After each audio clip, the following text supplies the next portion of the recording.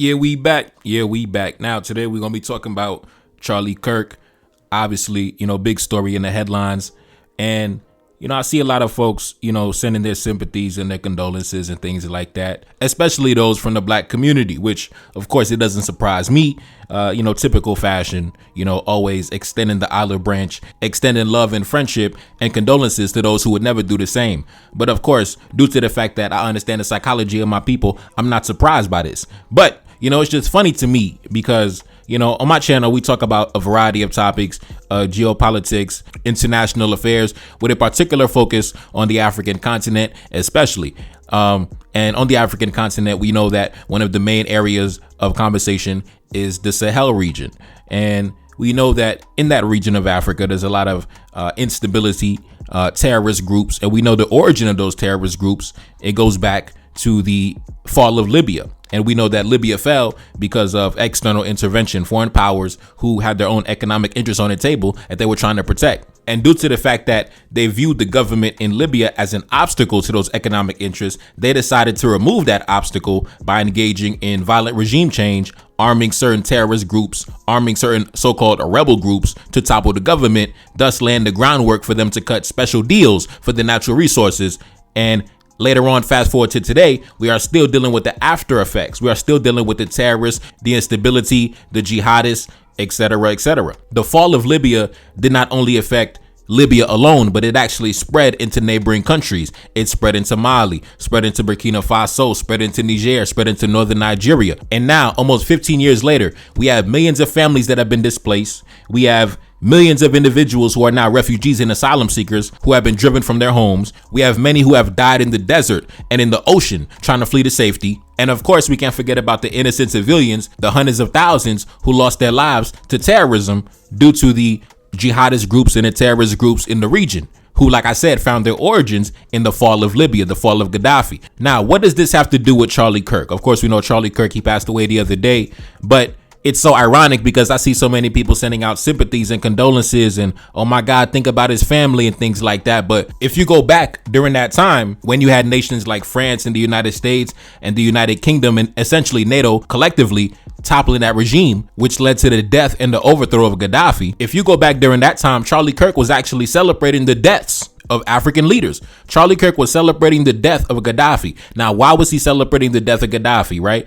If you go back, October 20th, 2011, he said, Libya, give us your oil, right? And coincidentally, October 20th, 2011, that was the day that Gaddafi got killed, right? So the day Gaddafi got killed, Charlie Kirk was like, listen, give us the natural resources. We coming for the resources. Ha ha ha. We coming for the natural resources. We coming to Africa. We coming to pillage. Now, like I said before, that military adventure that led to the toppling of the regime in Gaddafi, that destabilized the entire region, where even neighboring countries still to this day are still battling against terrorism. Now, did Charlie Kirk have any love in his heart, have any sympathy in his heart for the after effects of what could take place? No, he just cared about the natural resources. Oh man, we coming for the oil, right? That's all we need. We don't care about the people. We don't care about the deaths and the murder and the violence and the displacement and the refugee crisis. We don't care, right? We coming for the natural resources. We coming for the oil, and that's all we need, right? So on the day Gaddafi was murdered, Charlie Kirk celebrated his death, right? Simply because he was excited at the thought of American companies going over to Africa and pillaging the resources. Now, fast forward to today. Do you know that that region is now classified as the epicenter of global terrorism? Simply because Western companies wanted to get access to some oil.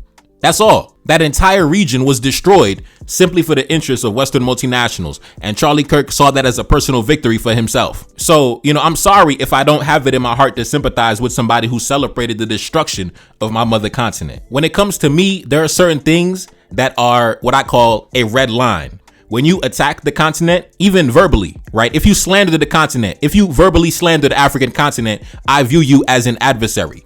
If you physically attack the African continent, I view you as a eternal enemy.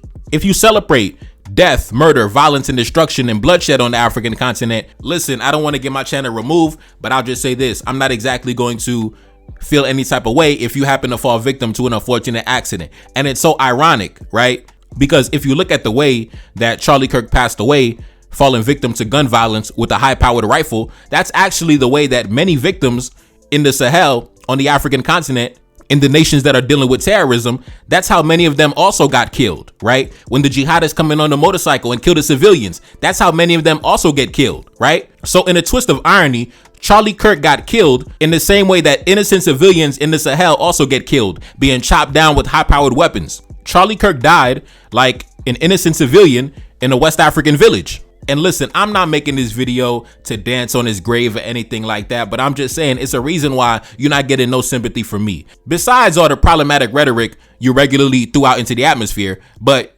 the fact that you celebrated the destruction of an African country, which led to the destruction of multiple African countries and millions of displaced families and so many victims of gun violence and so many refugees that died in the desert, in the ocean because of that. And you celebrated that. You went on your social media and celebrated the murder of an African leader. And I'm not even a Gaddafi fanboy, but the facts are the facts. When Gaddafi was in power, that region was 10 times more stable than it is today. Gaddafi was a force of stability in that region. And once he was removed off the chessboard, the region fell into chaos to where even neighboring countries fell into disarray. Now, the one positive of that is due to the fight against terrorism, that is how we got the leaders that we have today. President Assimi Goïta, Captain Ibrahim Traoré, and President Chiani. That's the one positive. But the reason they came to power is because of the instability and the terrorism that was unleashed in the region, right? And I even said it on my social media earlier today, right? I was like this. He supported the destruction of an entire region, and now he is dead, just like the Africans who fell victim to the terrorism unleashed by NATO, right? So the same way you celebrated the destruction of an entire region, right? You didn't just celebrate the death of one person. You celebrated the destruction of an entire region, right? An entire region. Take a look up on the screen. The regional balance of power and the overall political situation in the Sahel region has undergone radical changes since the Arab Spring. The February revolution in Libya, which led to the overthrow and death of the Libyan leader Gaddafi in October 2011, created a power vacuum that contributed to the spread of extremist groups in the Western Sahel that threatened stability in the region.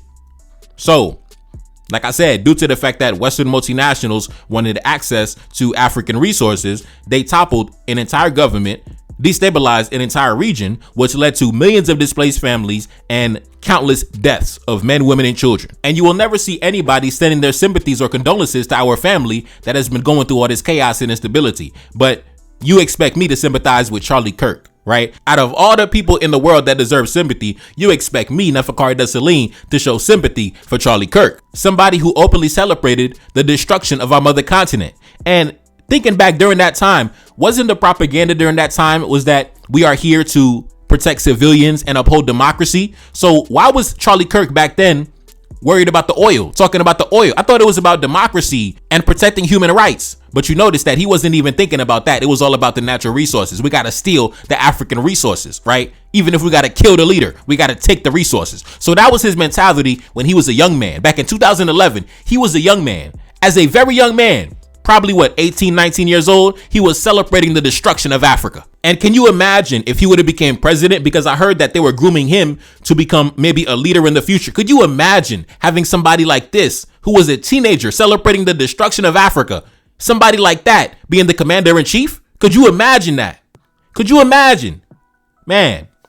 But due to some unexpected circumstances, that will never happen. He will never be president. He will never be commander in chief. But anyways, it's very ironic because now Donald Trump himself, I heard that he's trying to cut deals with the nations in the Sahel, Mali, Burkina Faso, and Niger, right? A deal where essentially they provide security in exchange for minerals, right? So give us access to the minerals and we'll provide security to the region. Now, keep in mind, the United States was one of the main actors that destabilized the entire region because they were also behind the fall of Gaddafi. So they went and toppled Gaddafi, destabilized the whole region, and now they want to come to the neighboring countries that were destabilized and now saying that we're going to provide security in return for the minerals, right? Now, do I think it's going to be a success? No, I don't think the nations in the Sahel are going to go for it because why would they turn around and get back in bed with you when you were already in the region for so many years and you couldn't even achieve anything, right? You, France, all these Western nations were in the region and you couldn't even achieve any meaningful victories. So I don't really think that the nations in the Sahel are going to agree to any deal with the Trump administration, right? If you are one of the main ones that set the fire, how can you turn around later and then come around and say, I'm going to help you put out the fire in exchange for minerals? What? Anyway, take a look up on the screen. the Trump administration's strategic pivot in the Sahel. Under President Trump, the United States has adopted a pragmatic transactional approach in Africa. Senior officials have visited Bamako, Ouagadougou, and Niamey in recent months, offering counterterrorism assistance and promoting American private investment. The message is clear. The United States is willing to help combat terrorism in exchange for access to valuable natural resources. Now, like I told you in my videos in regards to the French economy collapsing, these nations, they need welfare from Africa, right? When they talk about we need access to the minerals, they're saying we need welfare, right? We need the African welfare. You saw what happened to France. France right now, I heard there's violent protests in France because the economy is going through full-scale collapse because they don't have access to the African welfare anymore. So the United States is trying to cut deals and gain access to the African welfare, right? So they're saying that, listen, we're going to provide you some counterterrorism assistance in exchange for welfare. That's basically what it is. It's not a minerals for security deal. It is a security for welfare deal, right?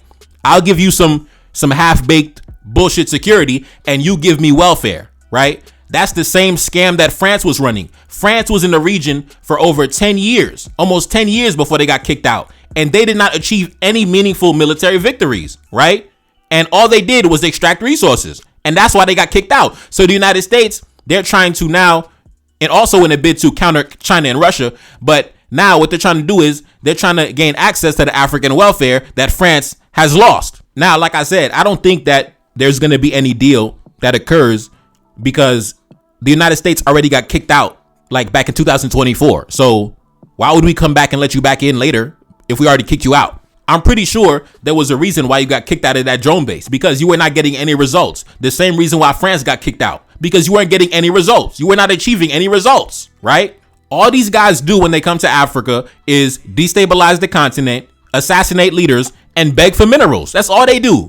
Kill African leaders and beg for minerals. That's all they do. They tried to assassinate the president in Mali, right? That's why the French intelligence agent, Yann Vezelier, is currently still in custody right now, right? And do you think they would have had any sympathy for President Assimi Goïta if he got killed? Let's say President Assimi Goïta got killed. Do you think that there would have been, oh man, my heart goes out to President Assimi Goïta? Do you think Charlie Kirk would have mourned the death of President Assimi Goïta? Or do you think that he would have laughed and danced on his grave? Charlie Kirk would have danced on the grave of President Assimi Goïta if France was actually successful in toppling him last month, like they tried to do, right? Somebody like Charlie Kirk would have viewed that as a victory for democracy. Oh yes, we are back in the region. Oh yes, he would have been bigging up France and everything. Charlie Kirk would have celebrated the death of President Assimi Goïta. So sorry if I'm not, sympathizing with somebody who has openly declared himself as my enemy. I didn't say he was my enemy. Charlie Kirk himself, while he was alive, declared himself to be an enemy to our people. So, it is what it is, man. If you come into my comment section crying tears and, oh man, brother, you got to understand. Listen, don't come into my comment section with that. Don't come into my comment section with that. A lot of y'all black men, I don't know what's wrong with y'all. Don't come into my comment section. If you feel that way, keep it to yourself. Don't come into my comment section showing love to Charlie Kirk. No, ain't none of that over here, bro. This is somebody who openly celebrated the destruction of the continent. Don't come into my comment section showing love to Charlie Kirk, bro. I'm not hearing none of that. If you a black man, keep it to yourself, bro. Keep that bullshit to yourself, man. Anyways, it's your boy Neferkari, that's Salim, back in the Billy, yes indeed. The Spy in Bamako, second single off the next project. Subscribe to the Patreon, NTD1814. Pin comment at the top, link in the description, and I'm gone. Peace. Feel like it's me, I feel like I'm Saudi or ran up on Yan in the middle of Bamako. Enemy line, they claiming he innocent. Don't do no talking, I gotta move militant. Don't do no talking, I hit him with facts. 1804, bringing it back. 1804 like I'm Mother Cap Henry. King with the vision, the crown never empty. Top of the mountain, my soldiers defend me. Ducking and dodging the foreign intelligence. Hitting my dance on the DGSE. Dodging they traps, still on my feet. Feeling impeccable, feel like I'm shining. Go to my neck and I'm flooded with diamonds. Go to my neck and I feel like a mess. Feel like a lion, I'm in the savannah. Feel like the king when I'm up in the jungle. Never defeated, I never been humble. Come out victorious every encounter. Money machine give me help when I count it. Money machine stack it up in a beat. Heart of a king and I ride for the team. Weight of the world got it stuck on my shoulders. Bet you can feel it, my heart getting colder. Yeah, gotta stay focused so when it's in shots I gotta react. Cause I'm a target, I'm under attack. Grabbing a weapon, I tell him get back. Mission exposed, secrets unfold. Enemy try but I'm still in control. Got your boy sitting in Bamako prison. Hoping they wish we said sending them home. Enemy know that we good under pressure. Been through the thunderous, turbulent storm. Shorty a diamond, I told her she fresh. Hop in the whip and I'm taking her home. Hop in the whip and I'm swerving, I'm smashed. Killing my enemies, one of my passion. Rocking this gold like we in bikini. Feel like the captain, I'm clutching a heater. Yeah, gotta stay focused so when it's in shots, I gotta react. Cause I'm a target, I'm under attack. Grabbing a weapon, I tell her get back. Mission exposed, secrets unfold. Enemy try, but I'm still in control. Got your boy sitting in Bamako prison, hoping and wishing we sending them home. Enemy know that we good under pressure. Been through the thunderous, turbulent storm. Shorty a diamond, I told her she fresh. Hop in the whip and I'm taking her home. Hop in the whip and I'm swerving, I'm smashed. Killing my enemies, one of my passion. Rocking this